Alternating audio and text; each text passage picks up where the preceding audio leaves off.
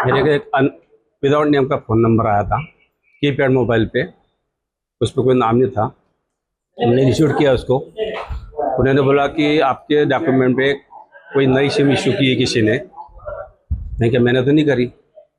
बोले हम आपकी रिपोर्ट दर्ज करवाते हैं। बाद में ऑनरेबल में दूरसंचार विभाग से अधिकारी बोल रहा हूँ, आपके कंप्लेंट मुंबई क्राइम ब्रांच पे भेज रहे हैं। फिर उन्होंने बोला कि मैं मुंबई क्राइम ब्रांच से विजय खन्ना बोल रहा हूँ, आईपीएस अधिकारी बोल रहा हूँ। तो उन्होंने बोला फिर आपके खाते भी कैनरा बैंक में आपका खाता है वहाँ पे मुंबई में, और मेरा व्हाट्सएप कॉल पे मेरा नाम का एटीएम कार्ड दिखाया उन्हें। मेरा कोई अकाउंट था नहीं एटीएम कार्ड में, लेकिन मेरे सुरेश इंगले नाम से एटीएम कार्ड दिखाया उन्होंने। बोले आपके Naresh Goyal money laundering case में इस खाते में 25 लाख का लेन देन हुआ है। जो नरेश गोयल है वो जेटवेयर का मालिक है, वो अरेस्ट हुआ है, मनी लॉन्ड्रिंग केस में अरेस्ट है वो। उसमें आपको 25 लाख रुपए दिए इस खाते पे। मैंने कहा मेरे को तो पैसा नहीं है, मेरा खाता भी नहीं। बोले आपके खाते की जांच होएगी, आपके जितने खाते हैं उसकी डिटेल दे दो। मेरे 4 अकाउंट थे, उसमें 4 डिटेल दी थी इनकी। बाद में मैंने उन्होंने जैसे मेरे को 3 अकाउंट नंबर दिए, बोले इसमें आरटीजीएस करो, आपके खाते में जांच करेंगे। जांच अगर सुप्रीम कोर्ट जांच करेगी, अगर जांच में अगर सही साठ पा गया तो आपका पैसा 48 से 72 घंटे में रिटर्न आ जाएगा। फिर हम वेट करते रहे पैसे का। बाद में 2-3 दिन मंथ एंडिंग आ गया, मार्च एंडिंग आ गया, एक दो छुट्टी आ गई।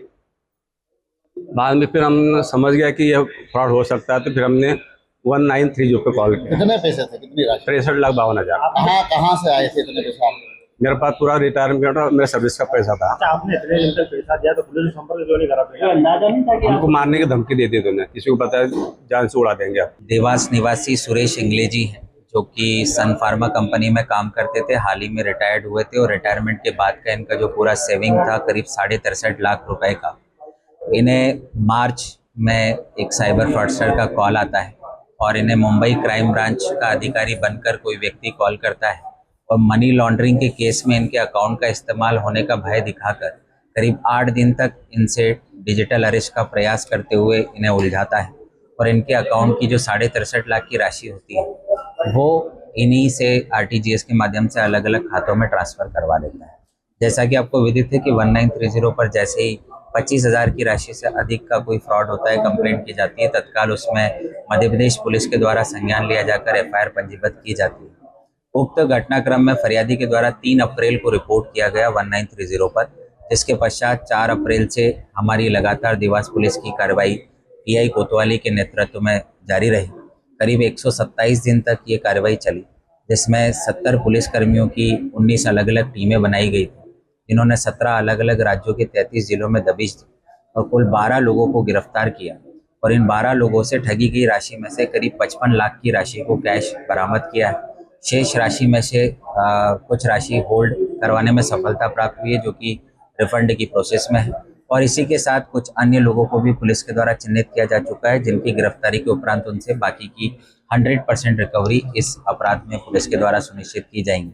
ये जो पकड़े गए आरोपी हैं वो राजस्थान के कोटा, चूरू, पाली जिले के हैं। इसी प्रकार आंध्र प्रदेश, उत्तर प्रदेश, पश्चिम बंगाल, तेलंगाना, आंध्र प्रदेश, इस प्रकार से अलग अलग 17 राज्यों के 33 जिलों में दबिश देने के उपरांत इन 12 लोगों को गिरफ्तार किया गया है।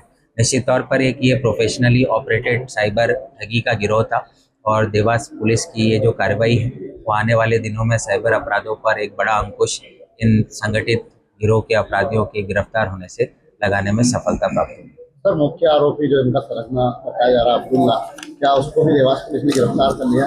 देखिए, अभी तक की जो जांच है उसमें जो सबसे इनका मेन लीडर सामने आया है वो मोहम्मद अब्दुल्ला है, जो कि मूलतः बिहार का रहने वाला है, लेकिन वर्तमान में ये हजरत निजामुद्दीन दक्षिण दिल्ली से ऑपरेट होता है। और इससे एक बड़ी राशि 21 लाख की इस प्रकरण में जब्त भी हुई है और अब्दुल्ला से विस्तृत पूछताछ भी की गई है और उसके माध्यम से ही इस केस के अन्य कड़ियों का खुलासा हुआ था। कुछ आरोपियों की अभी और तलाश जारी है, जिन्हें जल्द पुलिस के द्वारा गिरफ्तार किया जाएगा। इसमें जो क्राइम ब्रांच